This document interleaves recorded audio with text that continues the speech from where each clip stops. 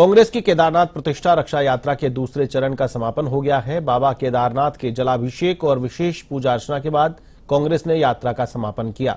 इस दौरान कांग्रेस पदाधिकारी और केदारनाथ धाम में तीर्थ पुरोहितों के साथ बैठक भी की गई।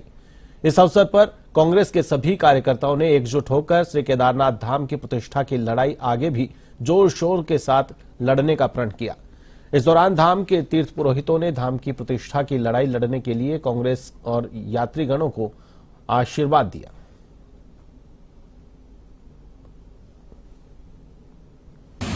केदारनाथ यात्रा का दूसरा चरण आज जलाभिषेक और बाबा भैरव की प्रार्थना के साथ समापन हुआ है। हम सब लोग कल से बारिश में लगातार चल रहे हैं। बाबा केदार के दर्शन करके सुबह सुबह जलाभिषेक करा गया। उसके बाद बाबा भैरव के यहाँ जाके न्याय की अर्जी लगाई है। जब तक कृष्णा माई की गुफा का नाम परिवर्तित होकर कृष्णा माई नहीं होता, गर्भगृह के कानून तोड़ने में प्रधानमंत्री माफी नहीं मांगते और सोने की चोरी जो हुई है केदारनाथ में उसका खुलासा नहीं होता, और जो शिला केदारनाथ के यहाँ से दिल्ली ले जाई गई उसको वापस लाना चाहिए। QR कोड लगाकर जो लूट हुई है उसकी वापसी की हम मांग कर रहे। खाली मंदिर का निर्माण रोकने से नहीं होगा, जो लूट करी गई है हमारे सनातन। उत्तराखंड के हरिद्वार में मुख्यमंत्री पुष्कर सिंह धामी पतंजलि योगपीठ पहुंचे। योग गुरु बाबा रामदेव और आचार्य बालकृष्ण सहित भाजपा पदाधिकारियों ने भव्य स्वागत किया, जहां उन्होंने पतंजलि योगपीठ में आयोजित युवा धर्म संसद कार्यक्रम में प्रतिभाग किया। वहीं पुलिस प्रशासन भी तैनात रहा।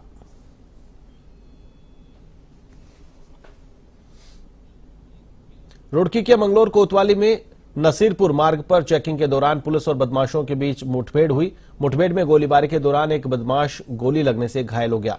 दूसरा बदमाश मौके से फरार हो गया। पुलिस ने घायल बदमाश को सिविल अस्पताल में भर्ती करवाया। एसएसपी परमेंद्र सिंह डोभाल ने बताया कि चेकिंग के दौरान एक कार इशारा करने पर नहीं रुकी, जिसके बाद पुलिस ने पीछा कर कार को रुकवाया तो एक व्यक्ति ने उतरकर पुलिस पर फायरिंग कर दी।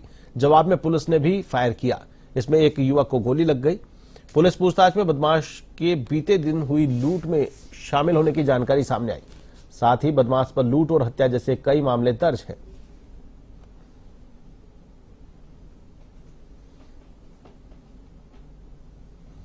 गाड़ियों को रोक के चेकिंग की जा रही थी और नसीरपुर कला के पास में एक गाड़ी जो बड़ी तेजी से वहां पर आई। जब पुलिस के द्वारा से रोकने की कोशिश की गई तो उसने गाड़ी पलट के वापस दौड़ा दी। जब पुलिस ने उसका पीछा किया तो इसमें जो पीछे बैठा एक व्यक्ति था जिसका नाम महराज है, वो उतर के गाड़ी से भागा और उसने पुलिस पर फायर भी किया। जवाबी फायर में पुलिस ने इसमें व्यक्ति घायल हुआ। तत्काल इसको हॉस्पिटल लाया गया है और अभी इसका ऑपरेट किया गया है।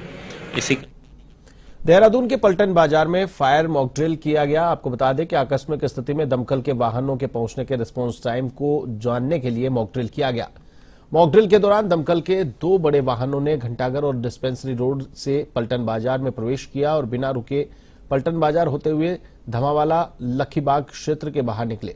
आपको बता दें कि बीते दिनों पुलिस प्रशासन पलटन बाजार में अस्थायी अतिक्रमण हटाने की कार्रवाई कर रही थी, जिसमें किसी प्रकार का अस्थायी अतिक्रमण न होने से दमकल के वाहनों को पूरे मार्ग पर कहीं भी किसी प्रकार का अवरोध नहीं मिला।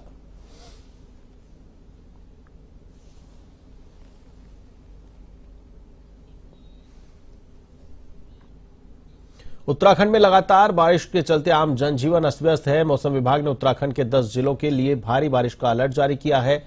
वहीं बिगड़ते मौसम को देखते हुए मुख्यमंत्री पुष्कर सिंह धामी ने आपदा कंट्रोल रूम पहुंचकर व्यवस्थाओं का जायजा लिया और साथ ही तमाम आला अधिकारियों को जिले की मॉनिटरिंग करने के निर्देश दिए हैं। इसके साथ ही जहां पर लैंडस्लाइड की घटनाएं हो रही हैं, उन मार्गों को चिन्हित करने का काम किया जाए और तुरंत उन्हें खोला जाए। साथ ही सीएम धामी ने जनता से सुरक्षित रहने की अपील भी की है।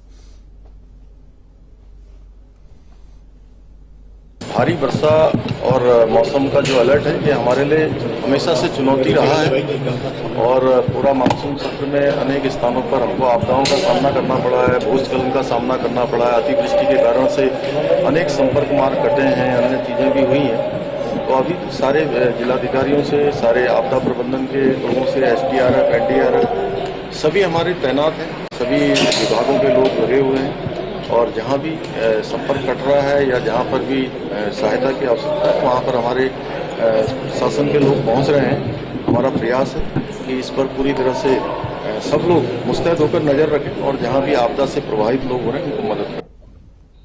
उत्तराखंड में 12 तारीख से शुरू हुई कांग्रेस कमेटी की दूसरे चरण की केदारनाथ रक्षा प्रतिष्ठा यात्रा का समापन हो गया। वहीं कांग्रेस की इस यात्रा को लेकर राजनीतिक दलों ने एक दूसरे पर आरोप प्रत्यारोप लगाना शुरू कर दिया है। भाजपा ने इस यात्रा को निराधार बताया। भाजपा प्रदेश प्रवक्ता हनी पाठक का कहना है कि केदारनाथ धाम की शिला को कहीं नहीं ले जाया जा सकता। केदारनाथ धाम में निर्माण का कार्य किया जा रहा है, लेकिन उनके प्रदेश अध्यक्ष को केदारनाथ धाम का विकास भा नहीं रहा।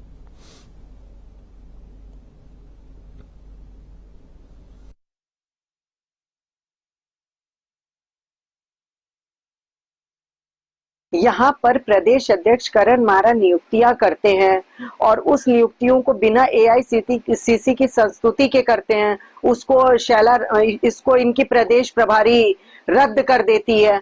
तो इसमें इतने ज्यादा घोर बेइज्जती का इनको इस समय सामना करना पड़ रहा है।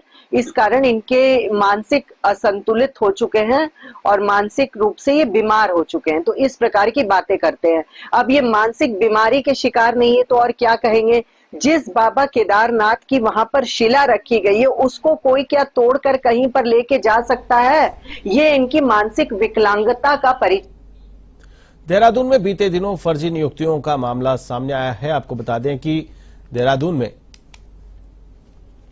फर्जी नियुक्तियों के मामले को लेकर मोहल्ला स्वच्छता समितियों में 99 अज्ञात स्वच्छता कार्मिकों की नियुक्ति दर्शाकर वेतन के नाम पर बड़ा फर्जीवाड़ा किया जा रहा था। जांच में सामने आया कि जिन 100 कर्मचारियों को पर्यावरण मित्र दर्शाकर लाखों का वेतन लिया गया था, उनकी नियुक्ति ही नहीं हुई। वहीं जिलाधिकारी सविन बंसल ने बताया कि फाइल पिछले 2.5 महीने से नगर निगम में दबी पड़ी थी। फिलहाल मामले की जांच जारी है।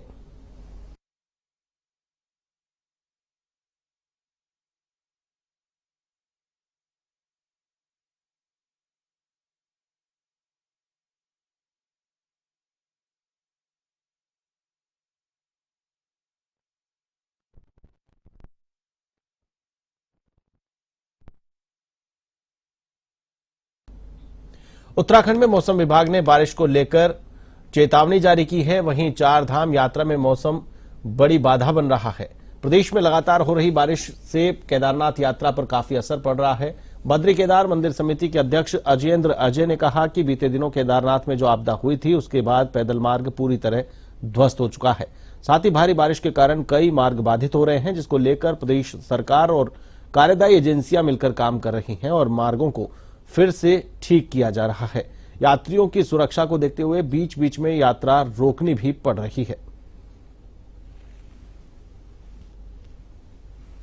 देखिए, जैसे मैंने पूर्व में भी कहा कि मार्गों को खोल दिया जा रहा है, लेकिन उसके बाद क्योंकि वर्षा हो रही है और विगत 2-3 दिन से लगातार भारी वर्षा हो रही है, उसके कारण से एहतियातन जो यात्रियों की सुरक्षा के दृष्टिगत यात्रियों को जब अगर लग रहा है कि भारी वर्षा हो रही है, जिस प्रकार से अपडेट आ रहा है उस हिसाब से वहाँ पर विभिन्न स्थानों पर रोका जा रहा है। और जैसे ही मार्ग खुल रहे हैं या मौसम सामान्य हो रहा है तो उस हिसाब से गढ़वाल मंडल आयुक्त विनय शंकर पांडे की अध्यक्षता में कैंप कार्यालय में जिला स्तरीय विकास प्राधिकरण की बैठक का आयोजन किया गया। बैठक के दौरान मानचित्रों को लेकर आ रही समस्याओं के समाधान को लेकर चर्चा की गई।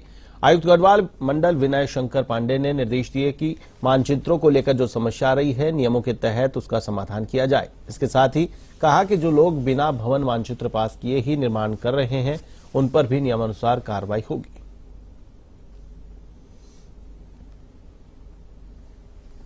जिला स्तरीय विकास प्राधिकरण होता है, उसकी बोर्ड की मीटिंग आहूत की थी।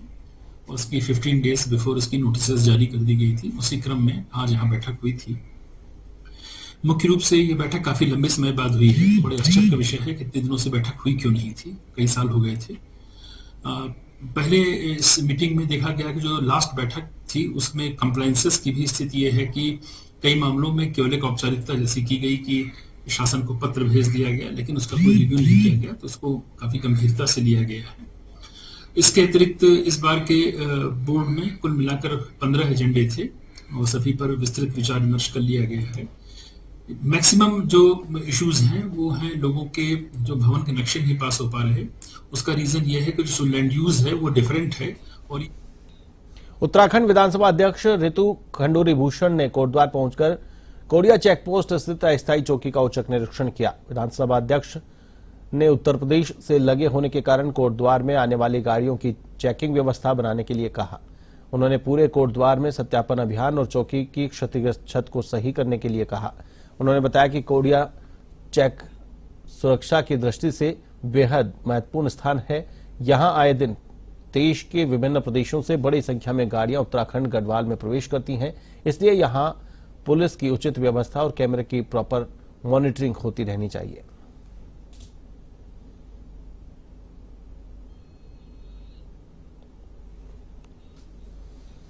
हरिद्वार में सामाजिक संगठन सेवाज्ञ संस्थानम ने पतंजलि योगपीठ में 2 दिवसीय युवा धर्म संसद कार्यक्रम का आयोजन किया। कार्यक्रम में मुख्यमंत्री पुष्कर सिंह धामी शामिल हुए। कार्यक्रम में योग गुरु स्वामी रामदेव और विश्व हिंदू परिषद के उपाध्यक्ष चंपत राय भी मौजूद रहे। कार्यक्रम में देश के कई राज्यों से करीब 2000 छात्र छात्राएं शामिल होने पहुंचे। स्वामी विवेकानंद के विचारों से युवाओं को प्रेरित करने के उद्देश्य से आयोजित कार्यक्रम में कई चिंतक और विचारक पहुंचकर युवाओं से संवाद कर रहे हैं। मंच से संबोधित करते हुए मुख्यमंत्री पुष्कर सिंह धामी ने कहा कि युवाओं का भारत की प्रगति में महत्वपूर्ण योगदान है। प्रधानमंत्री मोदी की 2047 के विकसित भारत बनाने के लक्ष्य को पूरा करने के लिए देश के युवा महत्वपूर्ण भूमिका निभाएंगे।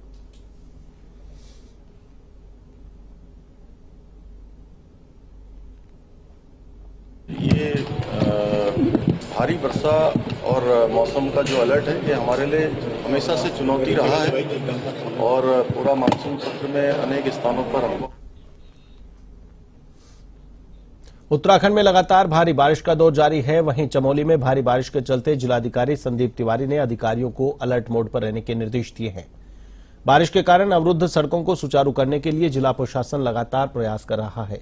वहीं बद्रीनाथ राष्ट्रीय राजमार्ग पर लगातार भूस्खलन और पहाड़ी से पत्थर गिरने के कारण सड़क को सुचारू करने में व्यवधान हुआ है।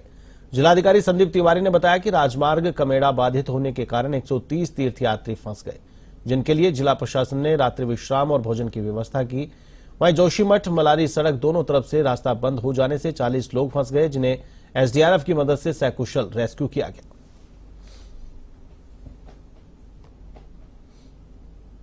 दोनों ही साइट्स पर वर्किंग एजेंसी द्वारा जेसीबी लगाई गई हैं। मार्ग खोलने का काम किया जा रहा है। विगत रात्रि जोशीमठ मलारी में 40 यात्री फंस गए थे, जिन्हें एसडीआरएफ और स्थानीय प्रशासन की टीम ने सकुशल रेस्क्यू कर लिया है।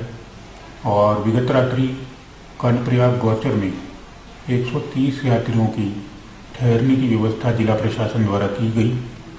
इसके अतिरिक्त 46 ग्रामीण मोटर मार्ग हमारे बंद हैं और अभी थराली कर्णप्रयाग में विद्युत के बाधित होने की सूचना हमें मिली है, जिसमें विद्युत विभाग बिजली लाइन को सुचारू करने का काम कर रहा है। कुमाऊं मंडल में भारी बारिश का कहर लगातार जारी है। हल्द्वानी में पिछले 24 घंटे में 165 मिलीमीटर से अधिक बारिश रिकॉर्ड की गई है। इस समय जिले में 32 से अधिक सड़कें बंद हैं, जिन्हें खोलने का प्रयास जारी है। गोला नदी का डिस्चार्ज 60,000 क्यूसेक पार कर चुका है। एनएचएआई की एडवाइस पर काठगोदाम गोला पुल यातायात के लिए बंद कर दिया गया है। गोला नदी के बढ़ते जलस्तर को देखते हुए निचले इलाकों में अलर्ट जारी किया गया है। तो वहीं प्रशासनिक अधिकारी लगातार संवेदनशील और अति संवेदनशील इलाकों का निरीक्षण कर रहे हैं। अधिकारियों के अनुसार फिलहाल स्थिति नियंत्रण में है।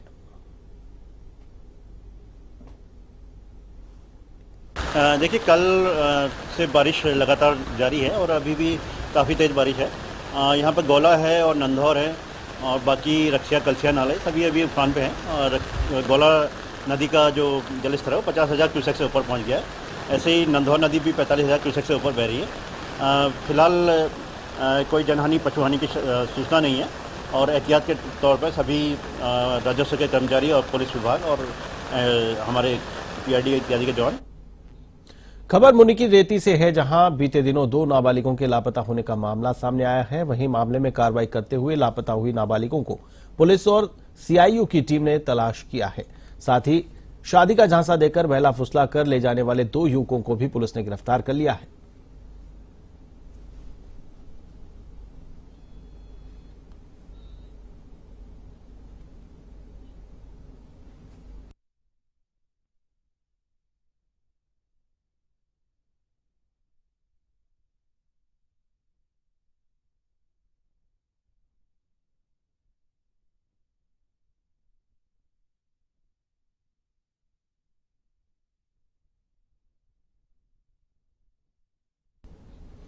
ऋषिकेश में लक्ष्मण झूला रोड स्थित कबीर चौराहा आश्रम में कथा को लेकर प्रेस कॉन्फ्रेंस का आयोजन किया गया, जिसमें चित्रगुप्त पीठ के पीठाधीश्वर कपिल मुनि महाराज ने पत्रकारों से बातचीत कर बताया कि 15 सितंबर को परमार्थ निकेतन में भगवान चित्रगुप्त की कथा का विशाल आयोजन किया जा रहा है।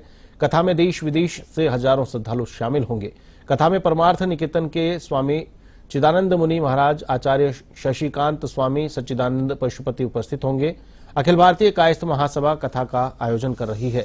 वहीं कथा की सफलता को लेकर 14 सितंबर को एक बैठक कबीर चौरा आश्रम में अध्यक्ष संजय श्रीवास्तव ने फिर से आयोजित की है, जिसमें महासभा के राष्ट्रीय अध्यक्ष सुबोधकांत सहाय सहित कई पदाधिकारी शामिल होंगे।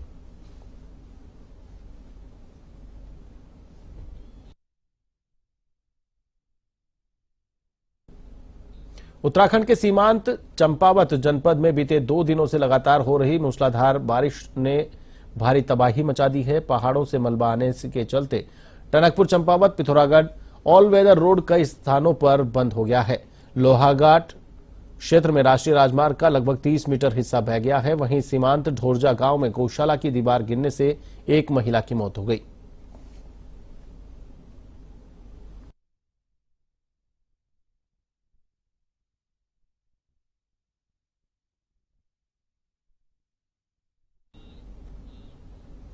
देहरादून में डेंगू की रोकथाम के लिए बड़े स्तर पर कार्रवाई लगातार जारी है। अभी तक जिले भर में 7 मरीज पॉजिटिव पाए गए हैं।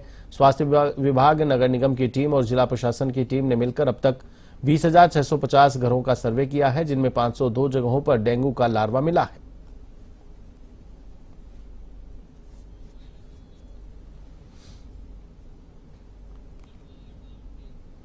बुलेटिन में फिलहाल के लिए बस इतना ही। मुझे दीजिए इजाजत। नमस्कार।